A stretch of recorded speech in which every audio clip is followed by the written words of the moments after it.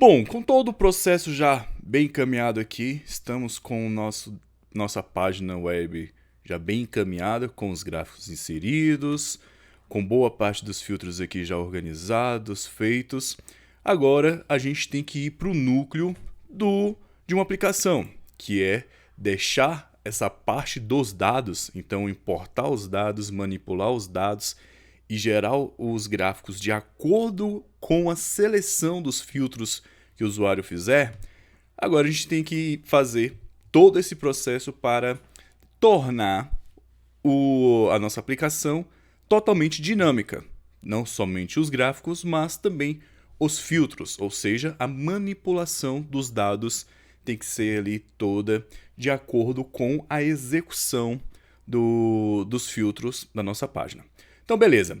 Lembrando, vamos aqui, ó. Lembrando que todo o nosso processo dos gráficos, os filtros, etc., eles estão sendo feitos porque, lembrando, os dados, os objetos, tudo que a gente precisa está carregado em seção do R. Então está aqui já, ó. Tá tudo pronto aqui. Então o que a gente vai fazer? Eu vou parar a nossa aplicação aqui. Vou parar a aplicação. Ó, não está rodando mais nada. Beleza. Vou limpar tudo. Tudo que eu tenho aqui, ó, de gráfico, de dados, eu limpei. Ó, pode observar aqui, está tudo em branco, tudo vazio. E vou rodar mais uma vez a nossa aplicação e pronto. Já acontece um erro aqui de cara, olha só. Um erro has occurred, um erro ocorreu, object dados not found, ou seja, o principal aqui, dados, não foi encontrado. Vamos lá no nosso console, que vai mostrar o erro também, para a gente aprender a olhar o erro. Vai aparecer o mesmo erro, certo? Só que ele vai vir aqui, ó, e mostrar a linha onde está o erro, na linha 87, a utilizar a função unique. Então vamos aqui no nosso código do UI, né? User Interface, UI. Vamos aqui procurar a linha 87. Vamos ver aqui. Mas observe a seguinte coisa. O nosso código aqui no User Interface tem apenas 46 linhas, né? De código mesmo até 45, tem essa mais aqui 46. Ou seja, aqui não indica 87, não tem como encontrar 87. Vamos lá no server para ver se a gente tem 87. Tem mais de 87, então vamos aqui na linha 87, tá aqui, ó. Então não tem a ver com isso daqui. E esse é um ponto de atenção que você tem que ter, porque quando imprime esse erro que acontece geralmente aqui na parte do User Interface, ele às vezes pode acontecer dele não mostrar exatamente aonde está o erro, mas ele indicou a função unique. Aí o que a gente faz? Dá um Ctrl F, coloca unique se fosse um código maior, e a gente vê que, olha só, aconteceu um erro aqui, dados não foi encontrado, então a gente usa dados aqui. Então beleza, provavelmente o erro está aqui e a gente tentaria corrigir. Como a gente sabe que dados não foi encontrado porque a gente apagou, então a gente sabe que o problema está aqui no objeto dados que a gente não tem. Que, mais uma vez, até a execução até o momento, a gente fez porque estava tudo na seção do R. E agora a gente limpou tudo e não tem. Então o que a gente tem que fazer? A gente tem que carregar os dados assim que a aplicação é executada. Então para isso, a gente pode vir aqui, ó, podemos copiar esse comando aqui de Use Interface e colocar logo aqui no início, ó, fora do Shiny Use UI aqui, ó, fora desse Shiny mesmo, bem no início para indicar que quando a aplicação for executada, ele vai executar, vai carregar a biblioteca, vai carregar os dados e depois vai carregar a página. Então vamos ver se vai dar certo dessa vez. Vamos limpar o nosso log. Para limpar o log, lembrando, é só você apertar Ctrl L. Vamos executar a nossa aplicação. Não, está executando. Vamos executar, atualizar, né? E olha só, apareceu um outro erro agora. Mudou o erro, então alguma coisa mudou, né? Já que o erro mudou, ele está falando assim, cannot open the connections, ou seja, não pôde abrir a conexão. Vamos aqui e, novamente, ó, o erro aparece aqui, e aqui agora ele é um pouco mais explícito também. Ó. Cannot file, dado shine, no such file directory, erro em file, cannot open connection. Então ele está falando que não encontrou essa base aqui, beleza. E aí ele vai mostrando aqui o debug do erro, igual a gente viu anteriormente. E como eu falei para você, ó, não dá para confiar muito, porque ele vem em linha 1, aí 71, 72, 73. Então a gente vê aqui que não dá para confiar muito bem, tá?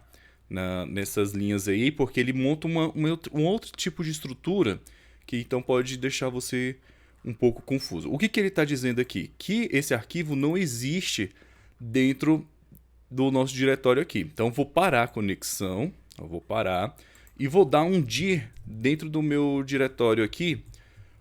Vou dar um dir fora aqui mesmo, só para não bagunçar o nosso código. Então vamos dar um dir aqui, só para a gente observar, e vamos procurar aqui. E olha só, existe, né? O nosso arquivo aqui que a gente está carregando. Qual é o nome? 8.18.22. Então a gente tem aqui, ó, 8.18.22 CSV. Tá aqui, ó. Ele existe.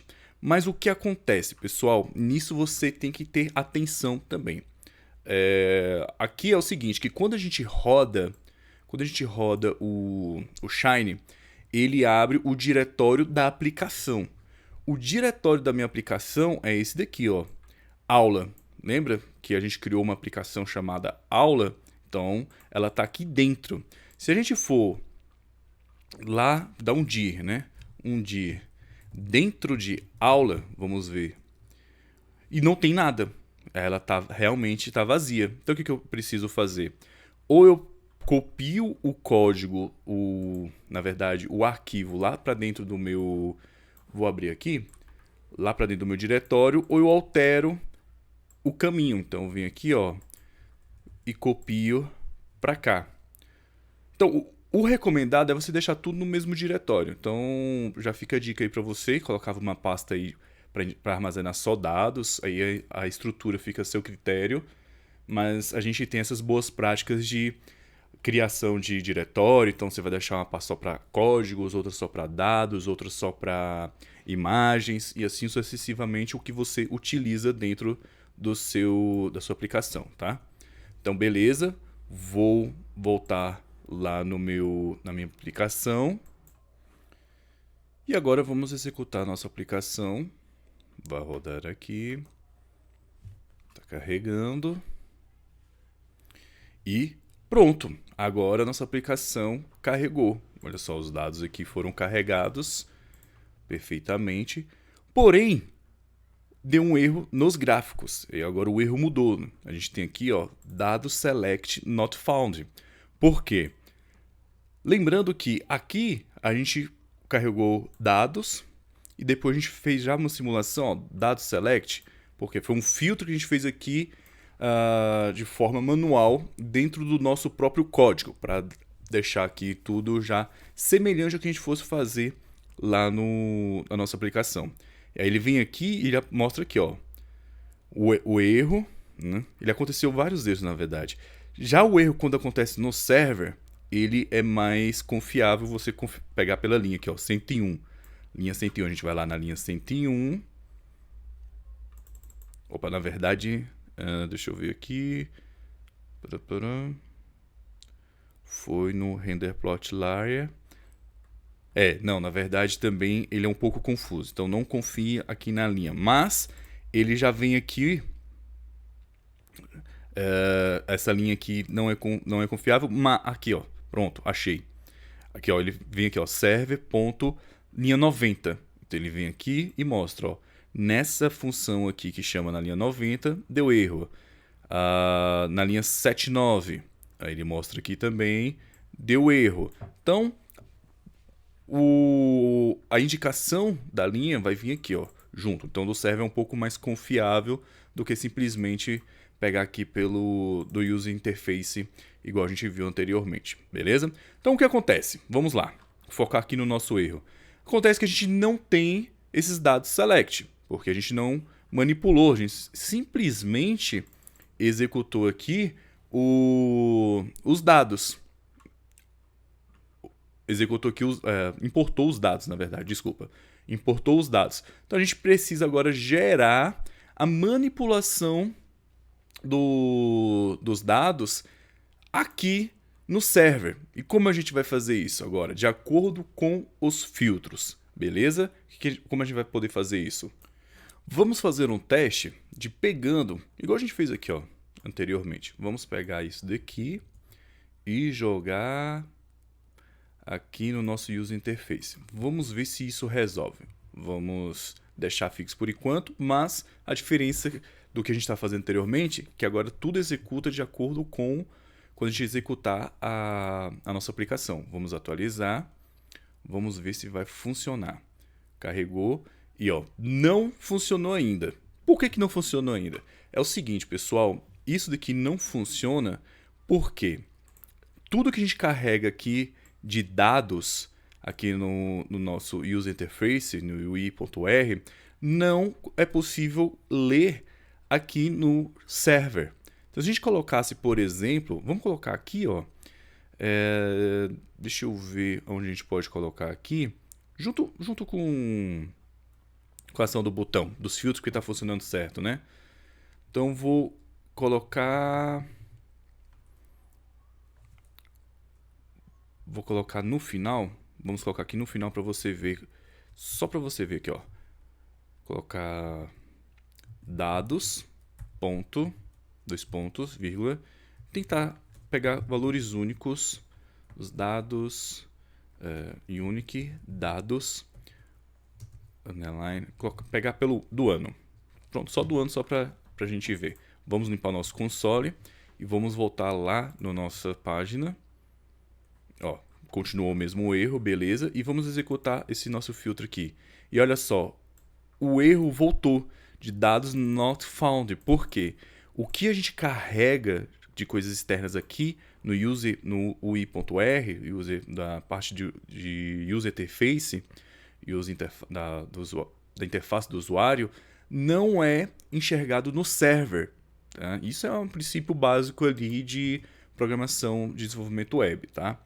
Então, o que a gente precisa fazer? A gente precisa fazer toda a parte aqui também que carregue no server. Então, vamos recortar isso daqui e vamos jogar lá no server. Por quê? O server, algumas coisas no server são enxergadas no UI.R, na User Interface. Então, talvez a gente colocando essa parte aqui de dados, carregar os dados, selecionar, pode ser reconhecido aqui no User Interface. Então, vamos mudar. Vamos limpar o nosso console. Vamos voltar aqui para a nossa página e voltamos para a estaca 0. Já deu um erro. Esse erro aqui, quando é esse erro já de cara, da página em branco, one error has occurred, já significa que aconteceu um erro no User Interface. Então a gente já tem que ficar alerta disso, tá? Isso acontece por quê? No caso aqui, que nem no User Interface e nem no server a gente consegue enxergar os dados. Pô, então a gente teria que copiar esse código para ler os dados e manipular, provisoriamente, né? A gente está manipulando, selecionando linhas aqui estático ainda. Teria que fazer esses dois? Então vamos ver se funciona assim. Vamos carregar aqui, vamos salvar e vamos carregar nossa página novamente e ver o que acontece. Olha só, carregou os filtros pelo menos os filtros carregou e os gráficos também carregaram. Olha só que maravilha. Vamos executar o filtro para ver se aparece o texto. Aqui, ó. Apareceu o texto lá que a gente colocou dos dados, ó. Apareceu várias vezes aqui, mais uma vez, lembrando porque ele retorna um vetor lá do nosso Unique. Então ele vai repetindo o texto que a gente tinha que dar uma mexida nisso, mas a gente não vai fazer isso agora não, beleza? Só pra gente ver. Então, só pra gente ver que funcionou. Funcionou, mas de forma errada. Por quê? Primeiro, a gente não está trabalhando com os filtros dinâmicos, a gente está trabalhando com os filtros estáticos ainda. E segundo que o que acontece aqui no User Interface não vai ser enxergado o que acontece aqui no server e vice-versa. Então, tudo que a gente fizer no User Interface relacionado ao nosso data frame, aos nossos dados, a gente tem que replicar para o server. E tudo que fizer no server vai ter que replicar no User Interface. Mesmo que no User Interface a gente use o básico aqui, só valores únicos para montar os filtros, e no nosso caso aqui não daria problema. Porém, é possível a gente fazer o desenvolvimento de criar um filtro dinamicamente de acordo com outro filtro. Então isso já daria problema. Mas a gente vai ver já já como a gente arruma esse procedimento aqui de forma profissional e alguns outros, meio que trabalhando ali com um pouco de conceito de pacote, um pouco ali de programação orientada a objetos, bem básico ali de programação orientada a objetos, mas focado meio que em uma importação de pacotes externos. Mas vamos deixar por enquanto assim. Mas o que a gente vai fazer agora então? No User Interface, vamos limpar todos os filtros aqui. Vamos limpar todos esses filtros, porque a gente usa só o modelo aqui. Se a gente executar, fazer essa mudança e atualizar a página, vai funcionar aqui normalmente. Ó. Carregou nossos filtros e os nossos gráficos também. Lindo, maravilhoso. Vamos executar. Ó, funcionou. Beleza? Então, vamos aqui no nosso server e agora vamos fazer o seguinte. E aqui no server a gente vai fazer a seguinte alteração. Vamos colocar todo esse procedimento ali, todo esse procedimento aqui já dentro da nossa função server, para a gente ver como é o comportamento ao selecionar algumas linhas de acordo com esses filtros aqui. O que a gente vai fazer basicamente então é replicar esse filtro no lugar certo. A gente já vai começar a preparar o lugar certo ali onde a gente vai aplicar os filtros dinâmicos vindo da página.